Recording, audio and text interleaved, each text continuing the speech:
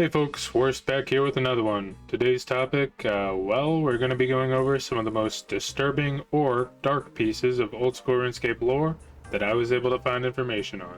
Entries in this video can be anything from a particularly creepy moment to a whole messed up backstory. Things that are no longer in the game, for example a limited time event or a scrap piece of content, can potentially make the video, assuming they're horrific enough. And this is by no means a complete list. There are lots and lots of disturbing pieces of lore in this game. So if you guys like this one, let me know and we may do a part 2. And just a quick note about these entries, they are not in any particular order. I'm not saying that number 1 is the most horrific thing to ever exist in the game lore by any means. It's just easier to talk about them in a list format, I suppose. Also, these are just my opinions, so don't take them too seriously, please. Now, without further ado, let's get straight into it. Number 10. The Experiments, Creature of Frankenstein quest. Straight up body horror. Sure, they don't look scary because of Old School RuneScape's almost cartoony and overall bright aesthetic, but if you truly think about what these things are and truly look at them closely, they're actually quite horrific and tragic creatures. The creature of Frankenstein itself is built by a mad scientist named Dr. Frankenstein throughout the quest, by help of the player. That's right, we helped create this dark piece of disgusting Old School RuneScape history, all while bearing witness to the atrocities that he's done with his previous experiments along the way. Anyway, this quest involves us grave robbing and putting together a literal Frankenstein's monster, which takes yet another dark turn in the finale when, after the creature is reanimated, the players talk to the monster itself, who is revealed to have the consciousness of a previously dead lord. I suppose, feeling bad, the player can side with the monster lord, stealing the powerful ring of Charos from the doctor for him, who had run off to hide in the castle's tower, and with yet a third dark turn of events, the creature will tell the player that he knows where the doctor is, saying that it doesn't matter, as soon the werewolves will come after him, ceasing his experiments forever. If you choose to go talk to the doctor after this, he mutters the same thing over and over. "They're coming to get me. They're coming to get me." Which our player coldly but accurately responds that that's all he deserves. Number 9. Ruins of Camdozel. The ruins of Camdozel were formerly a Zerosian fortress called Lassar, and currently house 3 human ghosts, all spread throughout the area, who were once the very Zerosian loyalists living in that fortress. But unless you packed along either a ring of visibility or a ring of shadows, you won't even notice that these 3 are here. Now, ghosts that can only be seen while wearing a specific ring is creepy enough, I suppose. But if you talk to them, they speak of war, and how Camdozel came to become the ruins you now stood in. They speak of how the tides of battle are turning against them, with Ceridominus getting another dwarven clan on their side. Through their dialogue with you, they not only seem to notice you and your responses, they seem to mistake you for one of their own. Perhaps stuck in an echo of a never-ending recreation of the day that they died and the battle that occurred here so long ago. They go on to talk of the head of the Lovaking house at the time being the target of an assassination by the Carnifex Maximus Vardorvis, presumably in retaliation for the Lovaking joining the Ceridominus, given the context. Also, yes, that Vardorvis, although he was presumably alive at the time, unalive, he was a vampire? Finally, the third ghost talks about how the Zerosians have given 10 times the offering to their lord, but they have received no sign of aid. He comments that perhaps their lord really has gone. I believe this would have taken place after Zamorak's betrayal of Zaros and the lore, so these ghosts would have been part of the last remnants of the Zerosians, who were attempted to be hunted down and eradicated by the Ceridominus and Zamorakians both. This shows just how dark the religious side of the Old School RuneScape lore can get. Number 8. Sea Slugs, Sea Slug and Slug Menace quests. The whole concept behind sea slugs is kinda creepy. I mean, they're parasitic creatures that latch onto their hosts like a leech, if leeches could control your mind, that is. Victims of the sea slug appear to look normal, other than sporting sickly yellowish or greenish skin, and talking in short, robotic manner. Men, women, children, none are spared from their sights. It's revealed in the follow-up quest that the slugs not only are a hive mind, meaning that one of them shares consciousness with the others, witnessing and knowing what it does. But they have a leader of sorts in this very Lovecraftian horror that is Mother Malum. I know that the Sea Slug quest is probably a contender for top 10 quest lines you don't think about much, if ever, but I've always thought that the Slug quests were super cool, and it's unfinished in Old School RuneScape at least, so here's hoping for just one more spooky slug story. Number 7. The Barrows Brothers.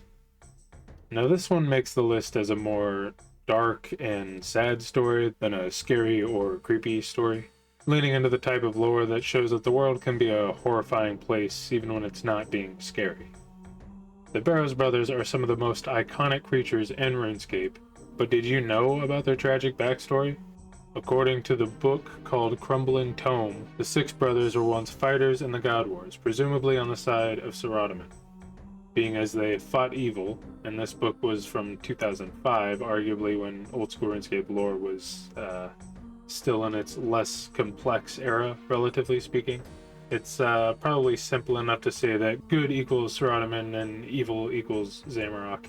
An old post on the RuneScape website in 2007 titled The Fall of the Six tells of a mysterious figure who approached the 6 brothers before they started their ill-fated campaign into Mauritania. The stranger gifting them with the very armors and weapons that they are known for today, but for a mysterious price to be paid later. Once they are worthy, they would serve him. Throughout their campaign into Mauritania, the brothers led troops successfully for quite some time. Once the stranger was satisfied with their growth as warriors, he spoke to them, and their minds so that only the 6 would hear. The time has come, my warriors. The gifts I bestowed upon you have served you well, and you, in turn, have served your God. Now it is time for you to begin your servitude to me, to my God. You shall stand ever vigilant for his return. Then you will be champions in his glorious army. We shall have victory against the usurper. But first, you must die. An affliction was bestowed on the 6, plaguing them with weaknesses. Their hits that once struck true missing and slowing. Less power in their strikes. The stranger watched them struggle from the side, openly waiting for them to fall. After a particular battle, the brothers, all wounded and resting in their camp, are attacked. Demons, wolves, undead, and more assault their camp. The 6, along with their soldiers, fight back, eventually making the enemies retreat, but at great loss. The sun rising upon the campsite, the 6 brothers fell. Tended to by the medics, this time they do not recover. All 6 perishing. The remaining soldiers bury them, unable to continue the trek without them, their bodies forever left in Mauritania. The stranger, coming to claim his prize, uses dark magic to resurrect the brothers, to start their eternal servitude. There's more story here, but I'm barely scratching the surface on some of these Barrows-related stories, and I already did plan to make a full Barrows lore deep dive at a later date, so we'll leave the story there for now. If you want that deep dive, please let me know, and maybe I'll end up making it faster. Number 6. The Lair of Tarn Razorlore. Tarn Razorlore makes the list for several reasons. 1, he literally resides in the maze-like crypts below a positively haunted mine. If you aren't familiar with who he is, he's a necromancer who completes twisted experiments. He delved into the mine in search of forbidden knowledge. His diary stating that he discovered an ancient journal with detailed ceremony for, and I'm quoting here, giving life back to greater beasts after they have died. And he says that he aims to unravel the secrets of skeletal wyverns. Doesn't this imply that he's to blame for them existing today? Anyway, the journal continues. He spends over a month studying this ceremony, and he states that while it's a powerful spell, capable of reviving undead as powerful as even a dragon, it doesn't give the summoner control over the undead creature. He speaks of an amulet of such power that any undead creature would tremble before anyone wearing it. He searches for weeks, coming up with nothing but a clue, a reference to a crystal. An accursed shard that the ruler of Mauritania ordered the mine be sealed off to prevent use of. A few days later than this, he finds a map detailing mines in the area. Mines not shown on any modern maps.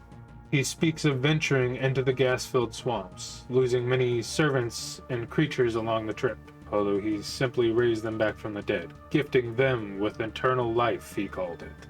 Through their trek, they eventually reached the unmarked mines, all of his human companions having died and been resurrected at this point. He delves into the mines where we now find him today. Making his way deeper into them, he eventually finds an old-looking building deep below. There he waits for his minions to find him the salve crystal that he wants so badly, for his goal of domination over the undead. During our fight with Tarn, we must fight him in a mutated form and then again as a ghost. This happening instead of him simply dying after one form leads to the implication that the necromancer's experimentation even applied to his own body. Number 5. Vorkath, Dragonkin Experiment. Vorkath isn't just an undead dragon, it's a creature of, honestly, pure suffering, endlessly dying and being revived only to die again, seemingly. This evident by Vorkath not even disappearing when you best it in a fight, it just lies back down waiting for you to wake it back up for another beating. Now, we won't delve too far into this because it's RuneScape 3 lore, and Old School RuneScape might take a totally different approach with Vorkath. But in both RuneScape 3 and Old School RuneScape, Vorkath was created by Zorgoth, one of the Dragonkin.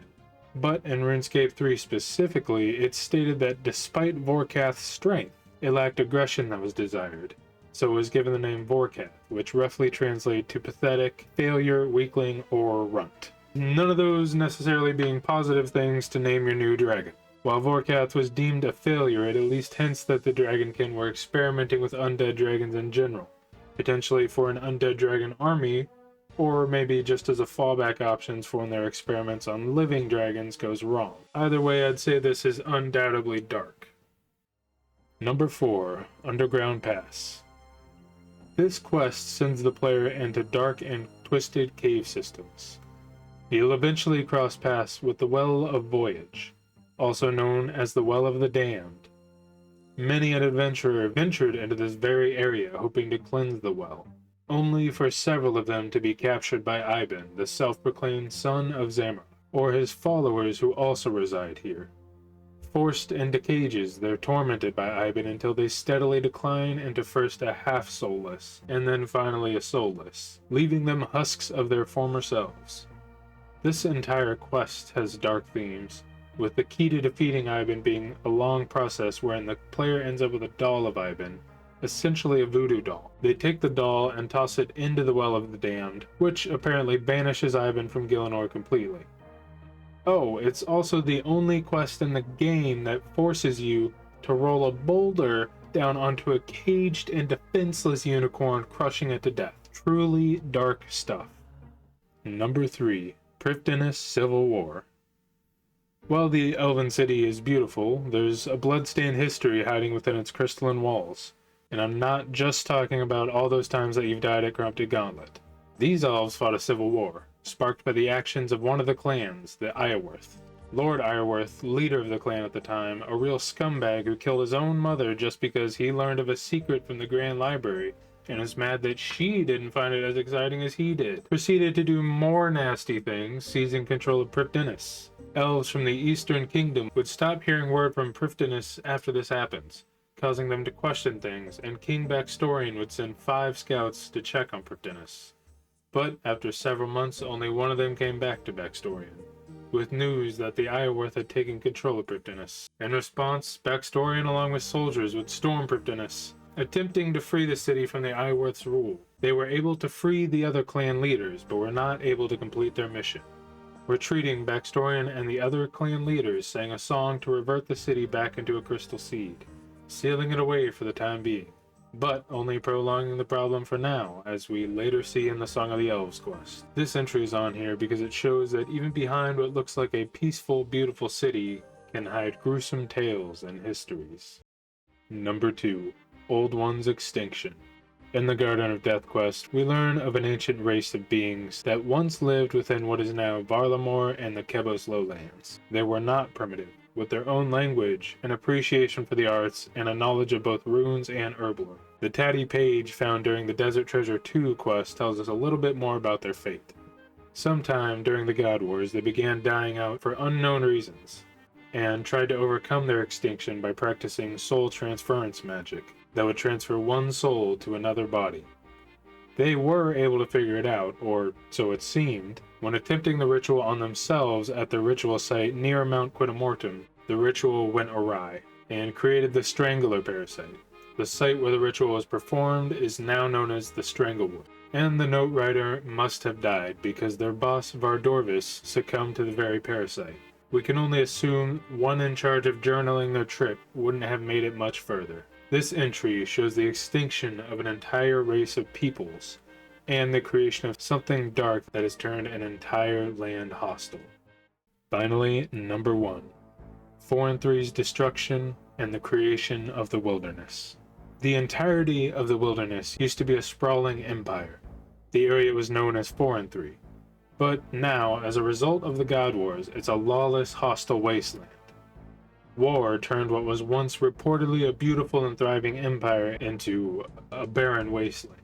No one really lives here. This is a ton of civilization-wise, unused, and useless land. The only creature that lives in the wilderness is rats, and all the other monstrous stuff calling the place home now too, I guess. Anyway, I have a feeling that none of these beasts would be terrorizing this place if cities and fortresses were still operating here. Anyway, let's look specifically at one of the battles that happened here, called the Battle of Carolangar, for an example of the bloody past that 4 and 3 has. The Battle of Carolangar took place in what was known as Carolangar, but because of the God Wars is now known as the Graveyard of Shadows. Not much is known of the actual events of the battle or the outcome of it, but we know that the battle was between Zamorakian troops and the Zerosians living in Carolangar at the time. This presumably took place pretty immediately after Zamorak's betrayal of Zaros, and the battle resulted in the eradication of the Zerosians here, should the gravestones bearing Zerosian symbols be taken as a hint at least. This item isn't on the list because it's scary or there are spooky monsters. It makes the list because it depicts the horrific devastation that war has the potential to cause. Shows us an entire civilization wiped out, and makes us reflect on the fact that the gods of Gielinor are not necessarily totally benevolent. Perhaps the worst part about this one is that there are so few mentions of the wilderness, 4 and 3, or the actual battles within the God Wars, and I think it's criminally uncovered. The people of today don't really seem to mind so much that an entire section of the map is scarred forever. Not that they can do anything about it, but you'd think more people would be talking about it, I guess. Anyway, that's it, folks. 10 of the several instances of dark moments or lore. If you like this one, please let me know. Again, we might do a part 2. And if there was anything else in the video you would like to hear more about, again, please tell me, and I might make a whole video about that. Oh, and real quick, thank you guys so much for 50 subscribers. Please don't do the funny thing and unsubscribe just so that number drops. That would be very sad. Thank you. Anyway, as always, thanks for watching, thanks for listening. This has been Worst. I'll see you in the next one.